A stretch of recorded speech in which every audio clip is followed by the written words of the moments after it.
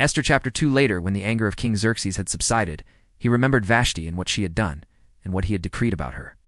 Then the king's personal attendants proposed, "Let a search be made for beautiful young virgins for the king. Let the king appoint commissioners in every province of his realm to bring all these beautiful girls into the harem at the citadel of Susa. Let them be placed under the care of Hegai, the king's eunuch who is in charge of the women, and let beauty treatments be given to them.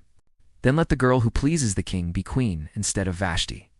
This advice appealed to the king, and he followed it. There was in the citadel of Susa a Jew of the tribe of Benjamin, named Mordecai, son of Jair, the son of Shimei, the son of Kish, who had been carried into exile from Jerusalem by Nebuchadnezzar, king of Babylon. Among those taken captive with Jehoiachin, king of Judah, Mordecai had a cousin named Hadassah, whom he had brought up because she had neither father nor mother. This girl, who was also known as Esther, was lovely in form and features. And Mordecai had taken her as his own daughter when her father and mother died. When the king's order and edict had been proclaimed, many girls were brought to the citadel of Susa and put under the care of Hegai. Esther also was taken to the king's palace and entrusted to Hegai, who had charge of the harem. The girl pleased him and won his favor. Immediately he provided her with her beauty treatments and special food. He assigned to her 7 maids selected from the king's palace and moved her and her maids into the best place in the harem. Esther had not revealed her nationality and family background because Mordecai had forbidden her to do so. Every day he walked back and forth near the courtyard of the harem to find out how Esther was and what was happening to her. Before a girl's turn came to go in to King Xerxes, she had to complete 12 months of beauty treatments prescribed for the women.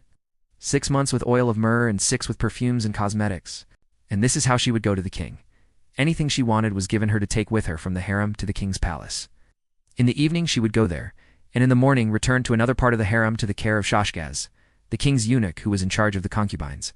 She would not return to the king unless he was pleased with her and summoned her by name. When the turn came for Esther, the girl Mordecai had adopted, the daughter of his uncle Abihail, to go to the king.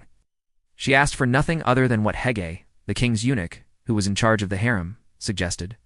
And Esther won the favor of everyone who saw her. She was taken to King Xerxes in the royal residence in the 10th month, the month of Tebeth, in the 7th year of his reign. Now the king was attracted to Esther more than to any of the other women, and she won his favor and approval more than any of the other virgins. So he set a royal crown on her head and made her queen instead of Vashti. And the king gave a great banquet, Esther's banquet, for all his nobles and officials. He proclaimed a holiday throughout the provinces and distributed gifts with royal liberality. When the virgins were assembled a second time, Mordecai was sitting at the king's gate. But Esther had kept secret her family background and nationality just as Mordecai had told her to do, for she continued to follow Mordecai's instructions as she had done when he was bringing her up. During the time Mordecai was sitting at the king's gate, Bigthana and Teresh, 2 of the king's officers who guarded the doorway, became angry and conspired to assassinate King Xerxes. But Mordecai found out about the plot and told Queen Esther, who in turn reported it to the king, giving credit to Mordecai. When the report was investigated and found to be true, the 2 officials were hanged on a gallows.